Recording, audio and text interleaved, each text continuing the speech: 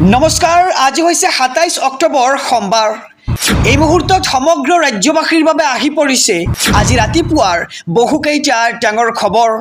এই মুহূৰ্তত জনাইছোঁ আজিৰ প্ৰথমটো খবৰেই ৰাজ্যবাসীৰ বাবে এটি ডাঙৰ খবৰ, বিগ ব্ৰেকিং নিউজ। জুবিন গাৰ্গৰ সপোনৰ চিনেমা, জুবিন গাৰ্গৰ অন্তিমখন চিনেমা ৰৈ ৰৈ বিনালেৰ ইটোৰ পিছত সিটোৰ ৰেকৰ্ড ভংগ। এঘণ্টাত প্ৰায় ৩,০০০ টিকটৰ অগ্ৰিম বুকিঙৰ ৰেকৰ্ড কৰিছে জুবিন গাৰ্গৰ শেষৰ চিনেমা ৰৈ ৰৈ বিনালে। এই মুহূৰ্তৰ খবৰ জনাইছোঁ, এটি ডাঙৰ খবৰ, ৰৈ ৰৈ বিনালেৰ ইটোৰ পিছত সিটোৰ ৰেকৰ্ড ভংগ। এঘণ্টাত প্ৰায় ৩,০০০ টিকটৰ অগ্ৰিম বুকিং আৰু মুক্তিৰ পূৰ্বে জুবিন গাৰ্গৰ অন্তিমখন ছবিয়ে ৰচিছে এক অভিলেখ। দক্ষিণাত্যৰ ছবিক পিছ পেলাই ট্ৰেণ্ডিঙৰ শীৰ্ষত এতিয়া জুবিনৰ ছবি ৰৈ ৰৈ বিনালে। ৰাজ্যৰ প্ৰায় সংখ্যক ছবিগৃহত নাই এতিয়া টিকট বিচাৰি জুবিন অনুৰাগীৰ মাজত লাগিছে এতিয়া হাহাকাৰ। ৰাজ্যৰ ৯৪টা ছবিগৃহত প্ৰতিদিনেই ৪৫৬টা দৰ্শনীত চলিব ৰৈ ৰৈ বিনালে আৰু উত্তৰ পূৰ্বাঞ্চলৰ কেইবাটাও ছবিগৃহত মুক্তি পাব ছবিখনে। বিশ্বৰ ১০খন দেশত শুভ মুক্তিৰ পৰিকল্পনা কৰা হৈছে ৰৈ ৰৈ বিনালেৰ আৰু অসমৰ প্ৰতিটো চিনেমা হলৰ লগতে অৰুণাচল, মেঘালয়, মণিপুৰতো মুক্তি লাভ কৰিব চিনেমাখনে। আৰু অহা ৩১ অক্টোবৰৰ পূৰ্বেই কেইবাদিনলৈ টিকটৰ বুকিং শেষ হ'ব আৰু পুৱাৰ পৰা নিশালৈ সকলো শ্ব'তে এতিয়া হাউচফুল দেখিবলৈ পোৱা গৈছে। ৰৈ ৰৈ বিনালেৰ ইটোৰ পিছত সিটোৰ ৰেকৰ্ড ভংগ। এই মুহূৰ্তৰ খবৰ জনাইছোঁ, এঘণ্টাত প্ৰায় ৩,০০০ টিকটৰ অগ্ৰিম বুকিঙৰ অভিলেখ গঢ়িছে জুবিন গাৰ্গৰ অন্তিমখন চিনেমা ৰৈ ৰৈ বিনালে আৰু মুক্তিৰ পূৰ্বেই জুবিন গাৰ্গৰ অন্তিমখন ছবিয়ে ৰচিছে অভিলেখ। এই মুহূৰ্তত জনাইছোঁ আজিৰ দ্বিতীয় নম্বৰ খবৰটো সমগ্ৰ ৰাজ্যবাসীৰ বাবে এটি ডাঙৰ খবৰ, বিগ ব্ৰেকিং নিউজ। ৰাজ্যত শীঘ্ৰেই আৰম্ভ হ'ব SIR। আজি হ'ব তাৰিখ ঘোষণা। এই মুহূৰ্তৰ খবৰ জনাইছোঁ, এটি ডাঙৰ খবৰ, বিধানসভা নিৰ্বাচনৰ পূৰ্বেই অসমৰ ভোটাৰ তালিকাৰ হ'ব ব্যাপক পৰিৱৰ্তন। ভোটাৰ তালিকাৰ পৰা নাম কৰ্তন হ'ব লাখ লাখ লোকৰ। ৰাজ্যজুৰি শীঘ্ৰেই আৰম্ভ হ'ব SIR প্ৰক্ৰিয়া। কাইলৈ অৰ্থাৎ আজি SIRৰ সময়সূচী হ'ব ঘোষণা। সময়সূচী ঘোষণা কৰিব মুখ্য নিৰ্বাচন আয়ুক্ত জ্ঞানেশ কুমাৰে। আৰু প্ৰথম পৰ্যায়ত ১০ৰ পৰা ১৫খন ৰাজ্য সামৰি লোৱা হ'ব। আৰু ২০২৬ত নিৰ্বাচন হ'ব লগা ৰাজ্যসমূহক লৈ তৎপৰ হৈ পৰিছে এতিয়া ECI। অসম, পশ্চিমবংগত আৰু তামিলনাডু লগতে কেৰালা, পণ্ডিচেৰীত হ'ব প্ৰথমেই SIR প্ৰক্ৰিয়া। কাইলৈ অৰ্থাৎ আজি বিয়লি ৪:১৫ নিৰ্বাচন আয়োগৰ এক বিশেষ সংবাদমেল দেখিবলৈ পোৱা যাব আৰু সংবাদমেলত আনুষ্ঠানিক ঘোষণা কৰিব জ্ঞানেশ কুমাৰে। আৰু বিধানসভা নিৰ্বাচনৰ পূৰ্বে অসমৰ ভোটাৰ তালিকাৰ ব্যাপক পৰিৱৰ্তন দেখিবলৈ পোৱা যাব। এক ডাঙৰ খবৰ জনাইছোঁ, ভোটাৰ তালিকাৰ পৰা নাম কৰ্তন হ'ব লাখ লাখ লোকৰ আৰু ৰাজ্যজুৰি শীঘ্ৰেই আৰম্ভ হ'ব SIR প্ৰক্ৰিয়া। আহিছোঁ পৰৱৰ্তী খবৰৰ মাজলৈ। ৰাজ্যবাসীৰ বাবে আৰু এটি ডাঙৰ খবৰ, জুবিন ক্ষেত্ৰৰ পৰিৱেশ দিনত বেলেগ আৰু ৰাতি বেলেগ। কোনে কৰিছে এই কাম?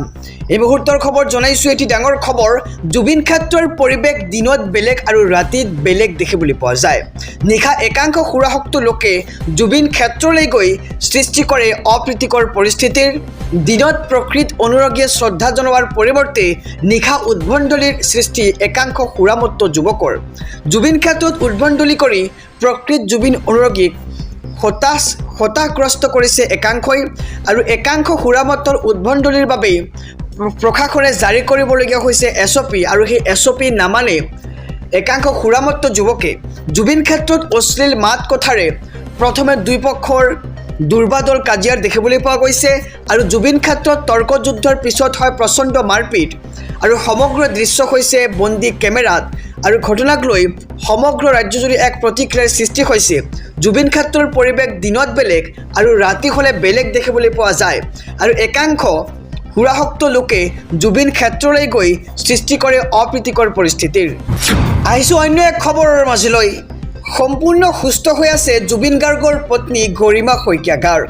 অসুস্থ নহয় গৰিমা শইকীয়া গাৰ্গ, কেৱল টোপনি ক্ষতিৰ বাবে সামান্য দুৰ্বল অনুভৱ কৰিছে গৰিমা শইকীয়া গাৰ্গে। এই মুহূৰ্তৰ খবৰ জনাইছোঁ, গৰিমা শইকীয়া গাৰ্গ সুস্থ বুলি জনালে ডক্টৰ হিতেশ বৰুৱাই।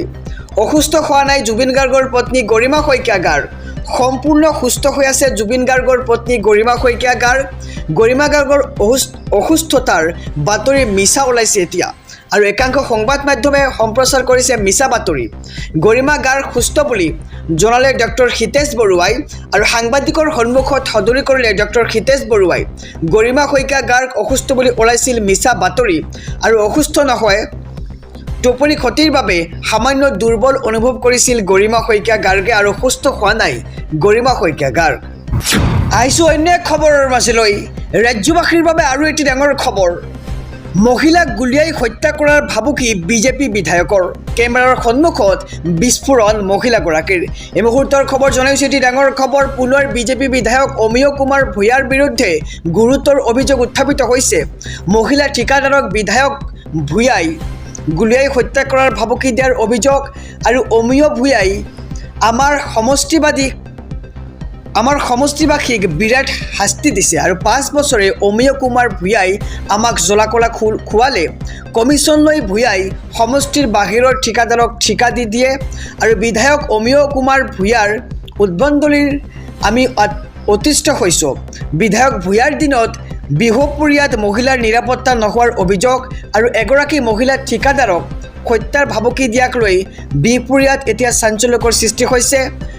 ঠিকা দিয়াৰ নামত আগধন লৈ ঠিকা আবণ্টন নিদিয়াৰ অভিযোগ অমিয় কুমাৰ ভূঞাৰ বিৰুদ্ধে, আৰু বিধায়কৰ ভাবুকিৰ পিছতেই নাৰায়ণপুৰ আৰক্ষীৰ কাষ চাপিছে মহিলাগৰাকী, আৰু নিৰাপত্তাহীনতাত ভোগা মহিলাগৰাকীয়ে বিচাৰিলে মুখ্যমন্ত্ৰীৰ হস্তক্ষেপ।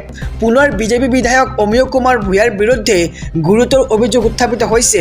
মহিলা ঠিকাদাৰক বিধায়ক ভূঞাই গুলীয়াই হত্যা কৰাৰ ভাবুকি দিয়াৰ অভিযোগ উত্থাপিত হৈছে। আহিছোঁ আন এক খবৰৰ মাজলৈ। ৰাজনৈতিক প্ৰেক্ষাপটৰ এটি ডাঙৰ খবৰ। ডাষ্টবিনত দলিয়াই পেলোৱা হ'ব ৱাক অফ আইন।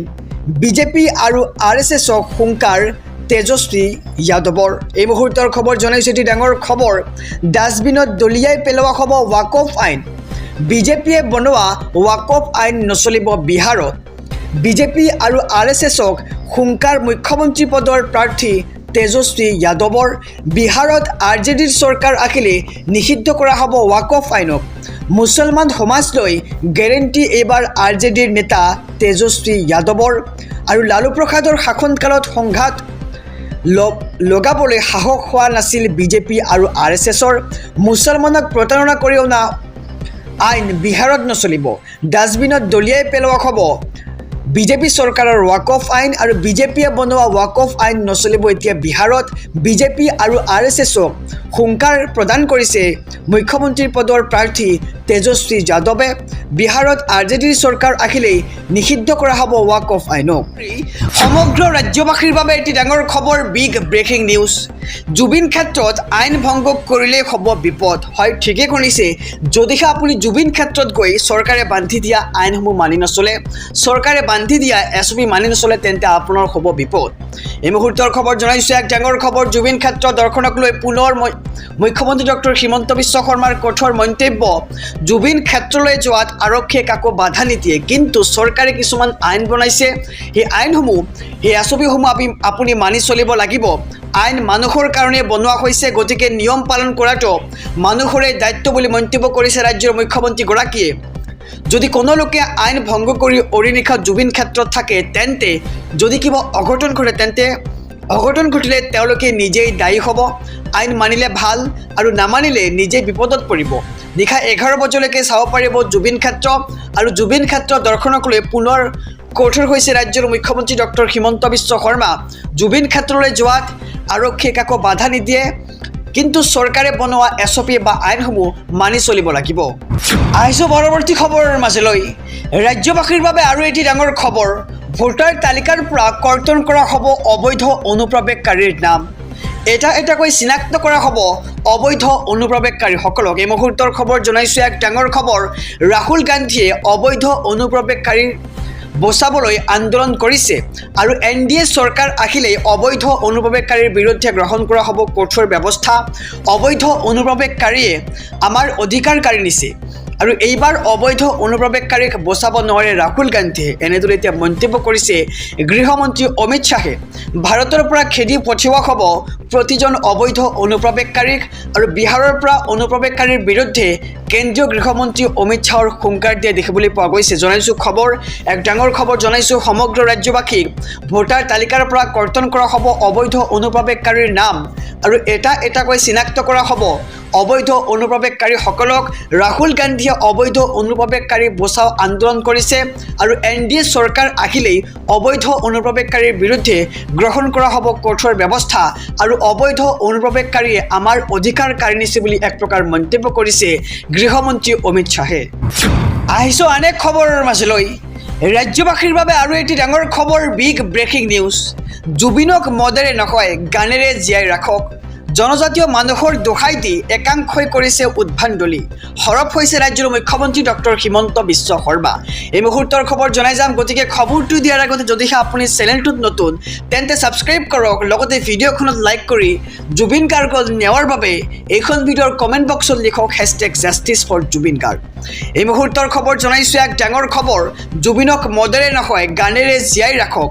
জনজাতীয় মানুহৰ দোহাই দি একাংশই কৰিছে উদ্ভণ্ডালি।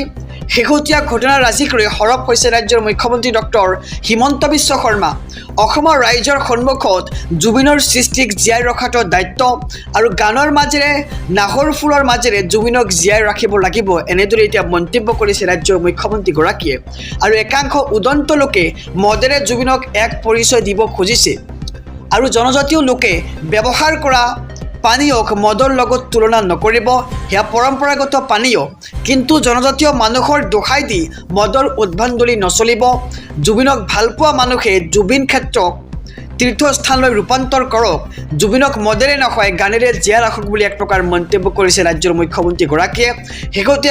শেহতীয়া ঘটনাৰাজিক লৈ সৰব হৈছে ৰাজ্যৰ মুখ্যমন্ত্ৰী ডক্টৰ হিমন্ত বিশ্ব শৰ্মা। অসমৰ ৰাইজৰ সন্মুখত জুবিনৰ সৃষ্টিক জীয়াই ৰখাটো আমাৰ দায়িত্ব বুলি মন্তব্য কৰিছে ৰাজ্যৰ মুখ্যমন্ত্ৰী ডক্টৰ হিমন্ত বিশ্ব শৰ্মাই।